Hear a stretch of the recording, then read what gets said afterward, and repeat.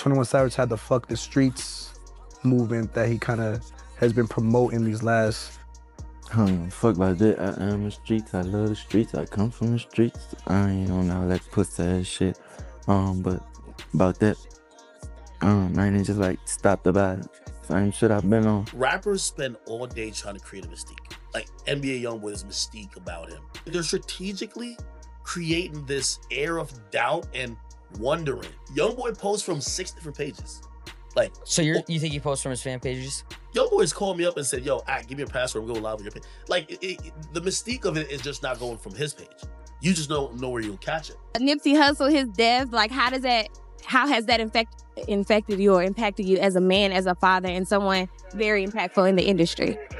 I can't show fake love. I don't know him, but God bless his family, I guess. Thank you. Really, Jay and YB them had gotten to it, but I just was like y'all boy tripping, man. That shit ain't even about shit. But it just like, them boy had gotten to them, telling me like, y'all had tripping. I just called being like, bro, y'all had tripping, bro. I ain't never been in no shit about no, you feel me? Right. I about no female, no shit like that, you feel me? I don't even, cause get what? If I die and you go to jail, she gonna be with somebody else. Boy. It's my beats. Girl. In his video, right? You go to the next one, he got a gun in his video, right? Man, you gotta dig a little deeper sometime, bro. All right, now look at his mama. His mama ain't no gangster, so how the fuck is he a gangster? That shit don't be adding up, bro.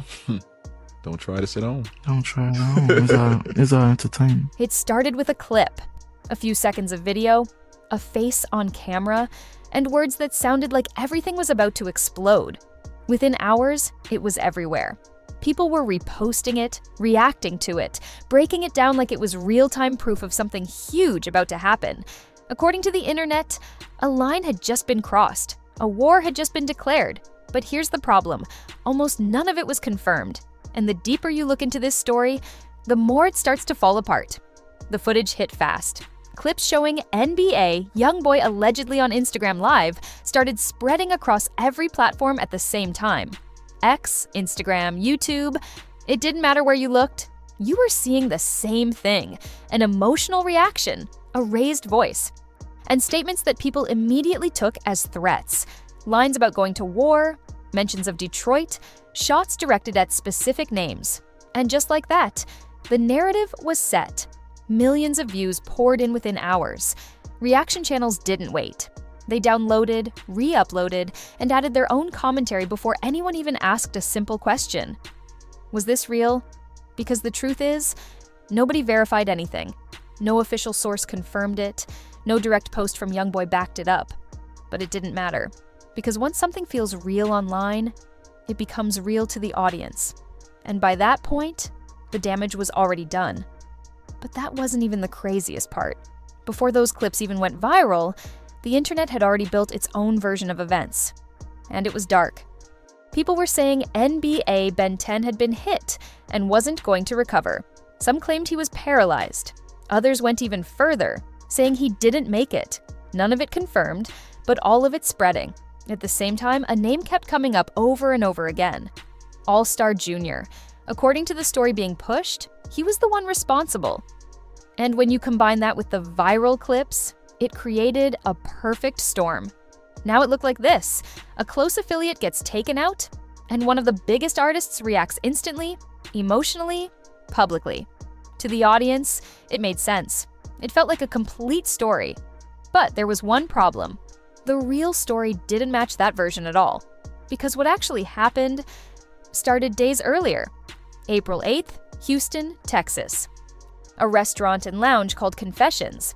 It was supposed to be a normal night, a gathering, a celebration, people eating, talking, moving around, until everything shifted.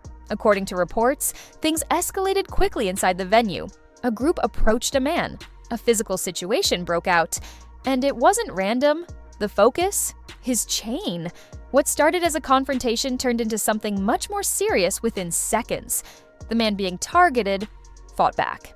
And then, shots were fired. Multiple rounds. 2 people hit, one of them, NBA Ben 10. The entire situation unfolded fast, too fast for anyone to fully process in the moment. And just like that, what should have stayed a local incident turned into something much bigger. Because once it hit the internet, it stopped being just a situation. It became a story. But the deeper you go, the more layers start showing. This didn't come out of nowhere. There were already tensions building before that night. And it wasn't about music, it was personal. Rumors started circulating that there was an issue between All-Star Jr. and Jay Prince Jr. And at the center of it, a relationship, allegedly involving someone close to both sides. Now, in certain circles, that kind of situation doesn't just stay private, it creates pressure. And that pressure builds quietly until it doesn't. According to what people were saying online, that tension followed everyone into that same room in Houston. Same place, same night, same energy. So when the situation escalated, some people believe it wasn't random at all. It was something that had been building for a while, and that changes everything about how the night is viewed. But even that wasn't what pushed this story over the edge. What happened next is what turned this into a full internet explosion. Because instead of things cooling down, they escalated. Fast. All-Star Jr. was back online almost immediately. Posting, smiling, showing off new jewelry, and the captions, that's what really got people talking. They weren't neutral, they weren't quiet, they were direct, mocking, and in some cases, disrespectful. Then came something that took it even further. A challenge, a viral trend built around the situation. People weren't just talking about it anymore. They were recreating it. Short clips, reactions, dramatic reenactments, moments inspired by the incident, reshaped for content, and the intention behind it. It wasn't always awareness. For some, it was views. For others, attention. And for many, it was money. Because once something gains traction online, it stops being just a moment. It becomes an opportunity. And just like that, the trend spread across every platform. Different angles, different interpretations, but all feeding into the same growing narrative. Some people saw it as confidence, turning a situation into something powerful. Others saw it as crossing a line, profiting off something serious. But regardless of where people stood, it kept the story alive. And that's the key. Because when attention doesn't fade, the story doesn't either. It evolves, it expands, it reaches people who weren't even there for the original moment. And that's exactly what happened. The situation stopped being about what actually occurred and started becoming about how it was being perceived. But here's where things start to flip. Remember everything people were saying about Ben 10?